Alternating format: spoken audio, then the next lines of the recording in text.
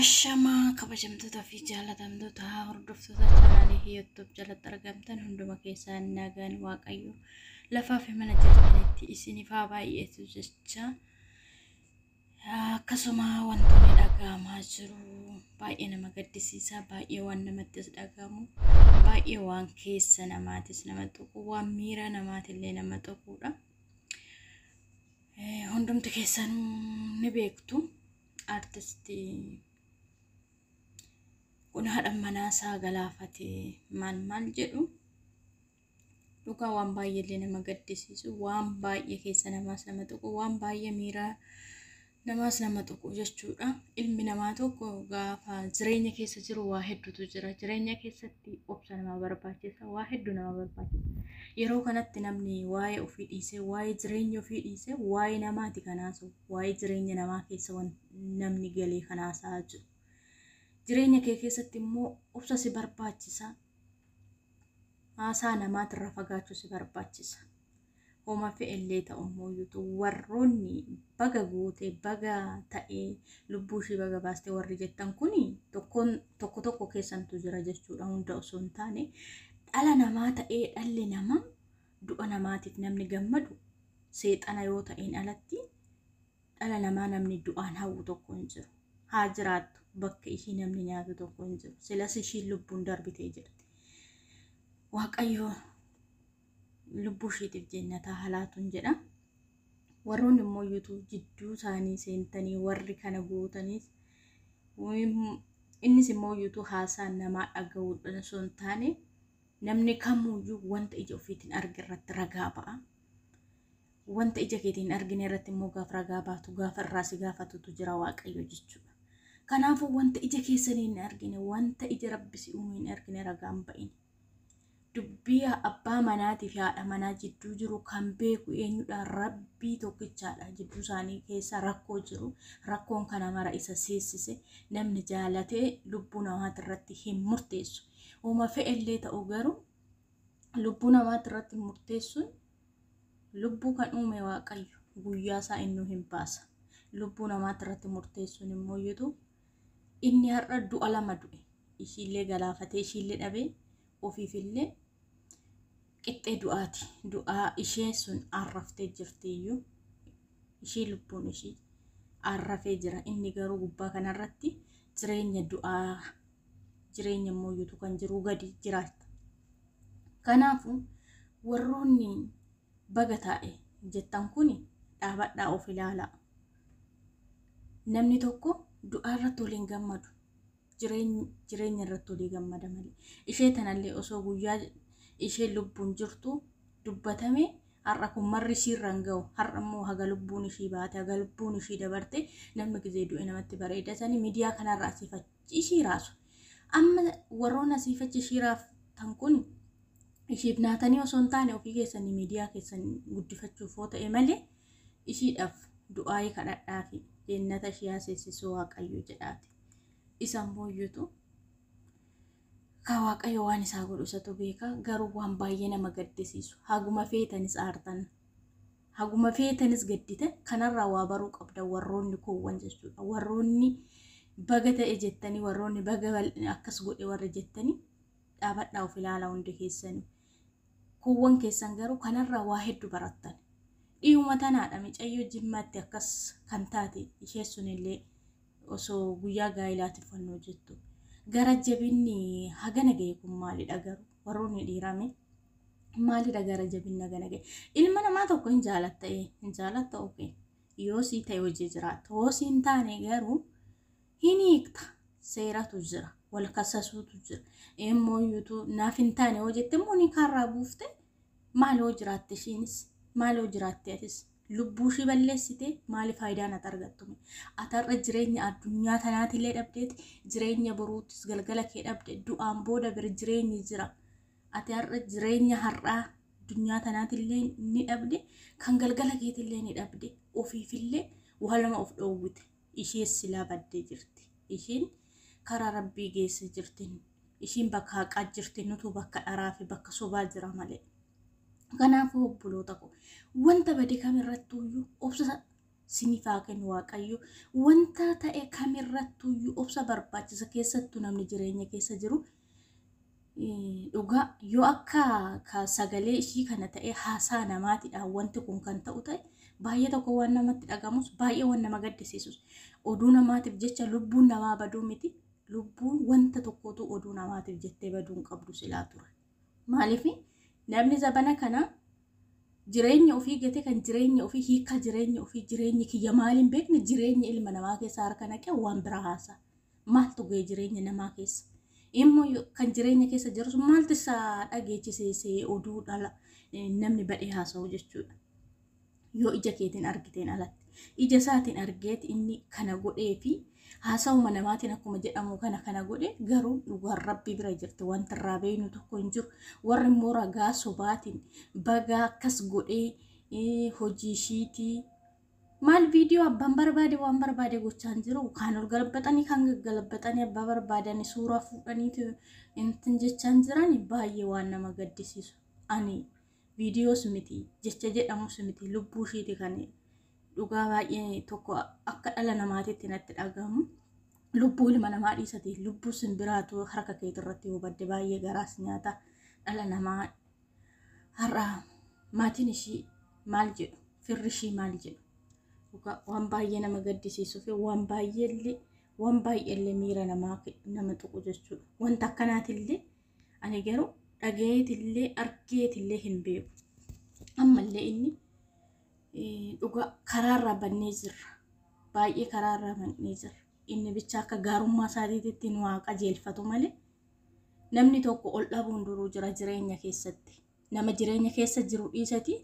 gullichaa fi eeleen walitti bu'u walitti aga bu'ame immoo iyyuu yeroo aarte sanitti yeroo akka malee gaddite sanitti tasgabbaay amantii qabdu waaqayyo kee kadhadhu aarii kiyya kanaaf yoo furmaanni maali yoo nam maal godhe furmaata argadda jettee sammuu keetiin ofuma mariisisuu qabda malee haa'e wayifu jedhanii akkuma namni jedhu kanaadha ishiin keessafu oduu namaatiif jedhee namni lubbuu namaatirratti wanta akkanaa hin yaada jedheetillee hin yaadu garuu obsa siniif haa kennu warroonni firoottan ishii taatanii jajjabina siniif haa kennuun jedha isheen mooyyutu lubbuu ishii jannataa haa qananiisuun jedha dhugaa garuu waan baay'ee namatti dhagahamuu fi waan baay'ees nama gaddisiisu waan baay'ee keessa namaatillee nama tuqu waan baay'ee miira nama tuqu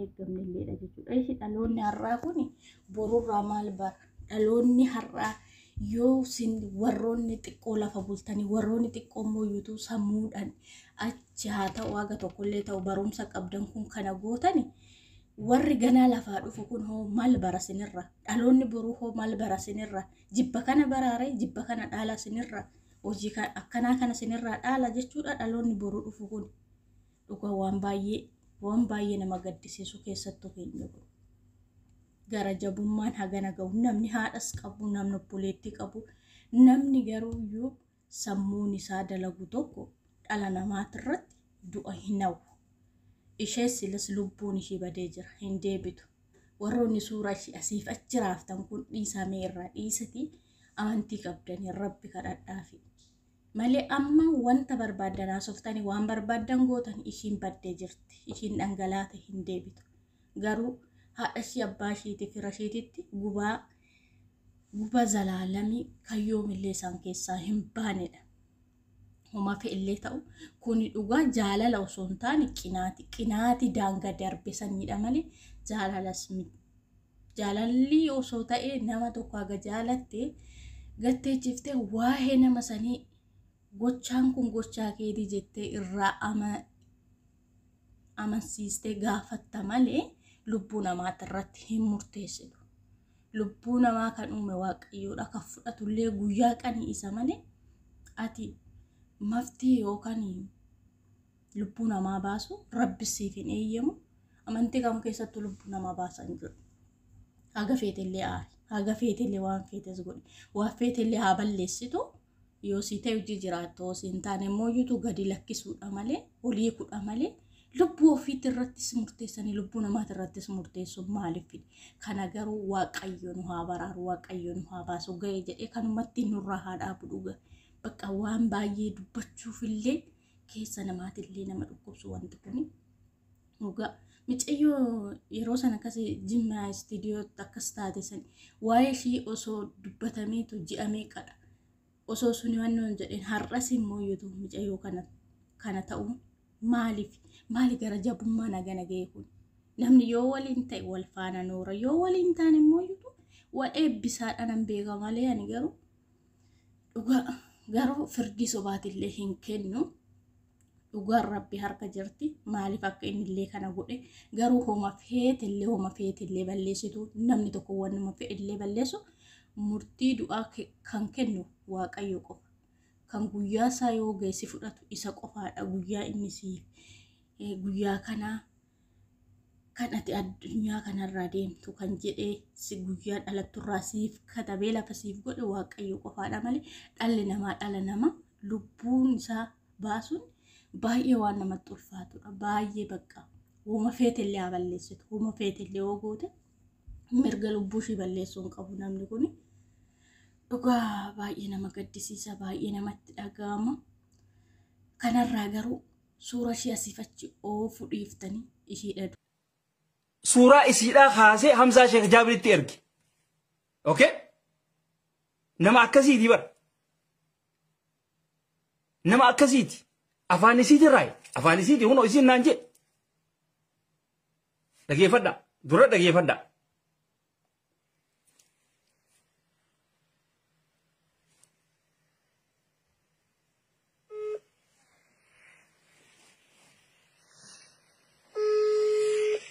dhageema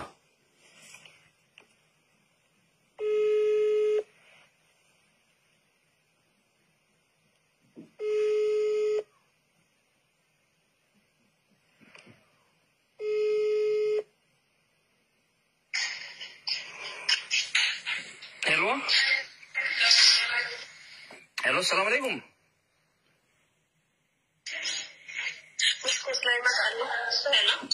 Hello, akami fayyada. Nawaji yettamo akami ana masbirayira. Ay kastato nabi akami jetta fayyada mi. Alhamdulillah. Mali jetta. Oi, mali rakun on tabjeyo.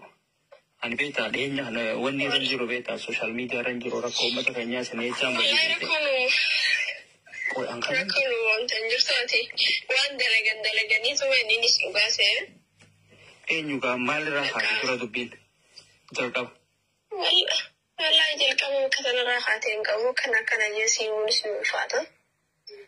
Ashun da khair rabbawa. Itu nimbetu adi wan rahat. Wani kana kai wanta kan da mtika bu manjira no mana jala goran da wani bai sai mun da bai sai na lakki kan bitana fedan ha gudan fedan ha isani bai ati hogga dura dubte namni tokko hogga dura wal fidu inni qabu tana wani ma inni kan bijira mo akami awara kan qaban sai wani lakki waraban qabu in qabuni anni qabafin ta ba amma nan kan sai male Yetu durmanu hisen netura durmanu sen wannin gonetu asingal mesini. Ya. Sonis do goraga. Alif namni beitati jalti kharma jirtu wali bisiyadu da jirade. Ni wo matakataka sirri sufiye gufi wo makana sanati dabarte. Aya. Ana kasu wallahi amma nama fara ko ban kamne dimte waji bulta jani makana to shani man ni wa khaba godani amma asirati araba na kana titi da ni sujura la asirati amma wai awayin sitima abba fe to waji bulta abba fe to waji diste khansiga to rabbi to ki khana mo qama kai khana control godusi sigale nam to kullin wasin jawun dando hum mirga fe أنا نمو حمله سجبسون دندهاني سي وأنا تنكم نسرا خاولين دنداني سيجري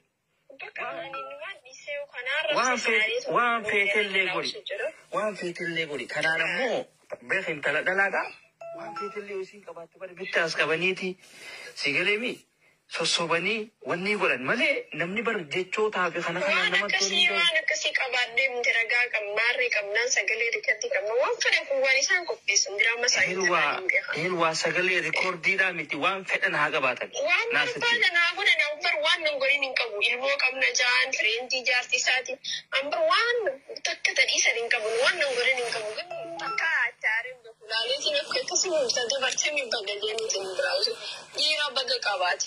Dhiira baga fuudhee jechaa siin ture.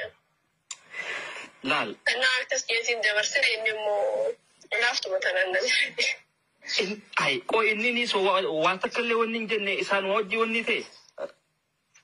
Inni kanummaa dubbii sana hunda tokko nu waafa wanta kanas tokko dubbiin tokko isa. Maaliif egaa? Lakkaatiin tun jaalalaan dhufte birayi? Beekuwani namni nama garagalu miti yoo tokko wanda beeku yeroo muraasaan fudhadha jeenis nama garagalu bitaa yoon isa garagalu barbaade. Waan tokko sitti. Sibiiraan dhufuu ture. Anamma asirratti waan tokko sitti. Sigalee akka baklaawaadhaatitti waan tokko sitti. Anamma yooniin intarratti yooniin jaaladhe yoo waraqaa qabaadhe aboo akkanaa fi kana waraqaa illee niin qaba hoottugaa waan hin danda'uun sigiin godhaate hoottu na bira. Yooniin hin qabaanne aboo gaa si jaaladhe helwaa waraqaa hin qabu. Yoon achirraa asi baasee asitti waliin eegganne maal fakkaata? Si baasee isaanii miti baaraan si jammarani piroosesa aanaa fixatee wal fuunee barnaa finni. Sumaan fixatee na baasee fi kanan qabu. Aanaa fixatee dhufuu deemuu wal fuunee achi booda feelna dalaatee. Maallaqa gimmaasha takka itti naa guute jechuudha. Egaa feeltee lamada akka haariyaatti eegaluudha. Amma maallaqa saddu garaa isa nyaate moo akkami gaa dubbii? Malee yaani maallaqni kafalamuu qaba jaanii. Hamzaalleen dawaleen haaromsu takka boo. Hamzaa kameen? Hamzaa kameen? Hamza shejjaabe. Maaltu isa dhageessa? Wasafa kan? Yaa Bikka hundan masee naani? footootii yaa tan ati uffata hin qabne taajuun ergee fi yookaan footootii maallaqa xiyyaarraa fuudhi jee. Dubbii waliin. Suuraa si kaaseeti ergeeni. Godhan dhabaniiti. Dhaabbadhu. Suuraa si kaaseeti ergeeni. Godhaa jee. Suuraa si kaaseeti ergeeni. Yaa sana barbaadde godhaa jee. Mee wallaa isaa dhiiraati laayivii itti naasee nuga. Arab sadarroon kana social media irratti nan baasne. Lakki mee isaa dhiira itti naasee nu mee taajuun wallaa wanni Hamzaa ishee nagaadha. Hamzaa dhaabbisan garuu ijoolleen dhaabbiste san gubbaan san godhanii dadhabanii ammoo paaspoora hiyyeeggise gaafaan dhufu boorsaa isaanii jalaa fuudhanii turan. Ammoo paaspoora san fuunee kan bitti erganii biyyatti ergina godhaa kanaa sodaachuun dide waan takallee siima kaardii cufatee waan barbaadde godhiin jeenii nama asii ijoollee asiin nam'uudhaa nama eeguu jira. Isiin gabboon mana jala deemuu jira. Waan barbaadu hunda godhanii dadhabanii. Ijoolleen si eeguu ijoollee akkamii? Beekuun bakka sanaa bakka sanii waan ani gabbee namummaa tokko karaa osoo jira deemu jiru wanta taate nama akkanaati hojii deemsi jaan. Eegasiifu laal poolisaa jira biiti biyya seeraati. Yaa amma waan godhan fixanii saayiba isaati wallollaan inninis wallee waan hin taane walumaan walii wanta jajjaaniiti waan irraa kuban qabu as garagalanii isa kana wajji bultee maarree jaanii. Abragallo buluudhaa miti. Bulooksi godhaatiin jira. Warroottan tokko isin kuchiisaatiin jira. Hayyoo namni waan jira namaan jira. Isin kuchiisaa jira. Wantinis wanta ta'e jaarsa biyya kaniin duraan adda beeniitii wajjin harka tokko walitti ta'anii ati akkanatti addunyaa kana qabuutu jira namni ni beeku. Seenee naan arrabsin hin jiru. Walaa tiktookara waraabessa.